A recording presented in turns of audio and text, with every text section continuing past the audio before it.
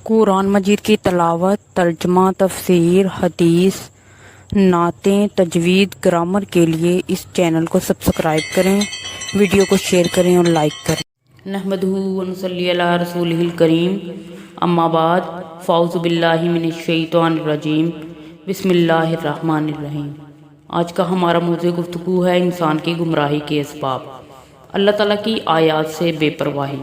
اللہ تعالیٰ کی آیات سے غفلت کے سبب بھی انسان اللہ تعالیٰ کے عذاب اور غصے کی لپیٹ میں آ جاتا ہے، اور انسان کو اس غفلت کا احساس اس وقت ہوتا ہے جبکہ وہ اللہ کے سامنے جواب دہی کے لیے آئے گا۔ غافل انسان کے سامنے جتنی بھی قرآنی آیات، احادیث، قبر و حشر کا ذکر اور جہنم وغیرہ کا بیان کیا جائے، اسے جتنا بھی سمجھایا جائے وہ بات کو سمجھنے کی کوشش نہیں کرتا، بلکہ الٹا کہتا ہے کہ میرے سامنے ایسی باتیں مت کیا کرو، میں جو کر رہا ہوں ٹھیک کر رہا ہوں۔ ایسے ہی لوگوں کے بارے میں اللہ تعالیٰ کا فرمان ہے، ان الذین لا یرجون لقاءنا ورضوا بالحیاۃ الدنیا وطمأنوا بها والذین هم عن آیاتنا غافلون اولئک مأواہم النار بما کانوا یکسبون۔ جن لوگوں کو ہمارے پاس آنے کا یقین نہیں ہے اور وہ دنیاوی زندگی پر راضی ہو گئے ہیں اور اس میں جی لگا بیٹھے ہیں، اور جو لوگ ہماری آیتوں سے غافل ہیں، ایسے لوگوں کا ٹھکانہ ان کے اعمال کی وجہ سے دوزخ ہے۔ اس آیت میں اللہ تعالیٰ نے ایسے ہی لوگوں کا ذکر کیا ہے جو کہ اپنے کاروبار میں مگن رہے اور اللہ تعالیٰ کے احکامات کی بجاوری سے بے خبر رہے اور ان پر عمل کرنے کی کوشش نہیں کی۔ اللہ تعالیٰ کی طرف لوٹ کر جانے، اللہ سے ملاقات کرنے اور اپنی زندگی کا حساب و کتاب دینے سے غفلت میں ہیں، اور دنیاوی زندگی کو ہی کافی سمجھ لینا اور اس کی رعنائیوں سے متاثر ہو کر فکر آخرت کو بھلا دینا، تو ایسے لوگوں کا ٹھکانہ جہنم ہے۔ ایک اور مقام پر اللہ تعالیٰ کا ارشاد ہے، وَجَاءَتْ كُلُّ نَفْسٍ مَعَهَا سَائِقٌ وَشَهِيدٌ لَقَدْ كُنْتَ فِي غَفْلَةٍ مِّنْ هَٰذَا فَكَشَفْنَا عَنْكَ غِطَاءَكَ فَبَصَرُكَ الْيَوْمَ الْحَدِيدُ۔ اور ہر شخص اس طرح آئے گا کہ اس کے ساتھ ایک ہمراہ لانے والا ہوگا اور ایک گواہی دینے والا۔ یقیناً تو اس سے غفلت میں تھا، لیکن ہم نے تیرے سامنے سے پردہ ہٹا دیا، بس آج تیری نگاہ بہت تیز ہے۔ جب وہ فرشتے جو کہ اللہ تعالیٰ نے مقرر کیے تھے وہ اس کو ہانکتے ہوئے لائیں گے اور اس کا گواہ بھی ساتھ ہوگا، اور اس وقت اللہ تعالیٰ غفلت کے پردے الٹا دے گا۔ پھر اس کو احساس ہوگا کہ واقعی میرے سامنے جو واعظ کیا جاتا تھا اور جو کچھ مجھے سمجھایا جاتا تھا وہ سب ٹھیک تھا، لیکن میں غلط تھا۔ اور اس وقت سب باتوں کو وہ جلدی سمجھ لے گا جن کو دنیا میں بار بار سمجھانے کے باوجود نہیں سمجھتا تھا، بلکہ مضحکہ خیز باتیں کرتا تھا۔ اللہ تعالیٰ اپنے بندوں کے ساتھ بہت شفقت اور پیار کرتا ہے اور چاہتا ہے کہ کسی نہ کسی طریقے سے میرے بندے جہنم سے بچ جائیں۔ اقترب للناس حسابهم وهم فی غفلۃ معرضون۔ لوگوں کے حساب کا وقت قریب آ گیا، پھر بھی وہ بے خبری میں منہ پھیرے ہوئے ہیں۔ نیز دوسرے مقام پر ارشاد فرمایا، وَأَنذِرْهُمْ يَوْمَ الْحَسْرَةِ اذ قضی الامر وهم فی غفلۃ وهم لا یؤمنون۔ تو انہیں اس رنج و افسوس کے دن کا ڈر سنا دیں جبکہ کام انجام کو پہنچا دیا جائے گا اور یہ لوگ غفلت میں ہیں اور بے ایمان ہیں۔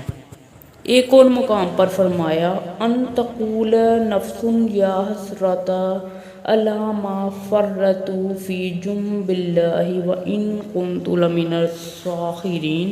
ایسا نہ ہو کہ کوئی شخص کہے، ہائے افسوس اس بات پر کہ میں نے اللہ تعالیٰ کے حق میں کوتاہی کی، بلکہ میں تو مذاق اڑانے والوں میں ہی رہا۔ ان مذکورہ بالا آیات میں اللہ تعالیٰ نے کسی قسم کی کوئی کمی باقی نہیں چھوڑی کہ جس کی وجہ سے کل کو انسان اللہ پر عذر بیان کرے کہ ہمیں کسی نے خبر نہ دی تھی، لیکن اگر ہم بھی کوئی نہ سمجھے تو ہر درمی کا کوئی علاج نہیں۔ مہربانی کر کے اس چینل کو سبسکرائب کریں اور ساتھ لگے بیل آئیکن کو دبائیں، اور سبسکرائب کرنا بالکل فری ہے۔ اس آیت میں اللہ تعالیٰ اپنی آیات سے غفلت برتنے والوں کا حشر بیان کر رہے ہیں۔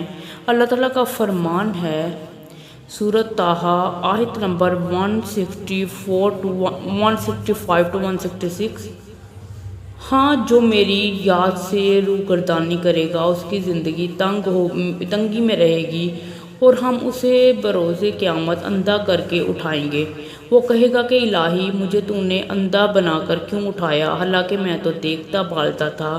جواب ملے گا کہ جس طرح ہونا چاہیے تھا، تو میری آئی ہوئی آیات کو بھول چکا تھا، اور اس طرح آج تجھے بھی بھلا دیا جائے گا۔ ہم ایسا ہی بدلہ ہر اس شخص کو دیا کرتے ہیں جو حد سے گزر جائے اور اپنے رب کی آیات پر ایمان نہ لائے، اور بے شک آخرت کا عذاب نہایت ہی سخت اور بہت دیر پا ہے۔ یعنی جس نے احکامات الہی سے منہ پھیرا، قرآن پر عمل نہ کیا، نماز نہ پڑھی، تلاوت نہ کی، اور ایسے اعمال جن سے انسان ذکر الہی میں مگن نہ ہو کیے، تو اللہ تعالیٰ فرماتا ہے کہ اس کی زندگی تنگی میں گزرے گی۔ امام شوکانی فتح القدیر میں اور امام ابن کثیر تفسیر ابن کثیر میں ابن عباس سے معیشتاً ضنکا کی وضاحت میں یوں رقمتاز ہیں: دنیا کی زندگی میں اس آدمی کی تنگی و پریشانی میں گزرے گی، اور آخر کی زندگی و قبر کی زندگی بھی انتہائی تنگی و تکلیف میں گزرے گی۔ اور اللہ تعالیٰ ایسے آدمی کو قیامت کے دن اندھا کر کے اٹھائے گا، تو وہ اللہ تعالیٰ سے کہے گا: اے اللہ، دنیا میں تو میں بصارت والا تھا، آج مجھے اندھا کر کے کیوں اٹھایا گیا؟ تو اللہ تعالیٰ فرمائے گا: جس طرح تو نے دنیا میں میری آیات کو بھلا دیا تھا اور مجھے بھول گیا تھا، آج میں نے بھی تجھ کو بھلا دیا ہے۔ اندازہ کریں کہ جس کو اللہ تعالیٰ قیامت والے دن بھلا دے گا، اس کا کیا حشر ہوگا۔ اور یقیناً اللہ تعالیٰ ایسے سرکش اور باغی لوگوں کو جو اللہ کی آیات سے منہ پھیرتے ہیں، اللہ انہیں جہنم رسید کرے گا۔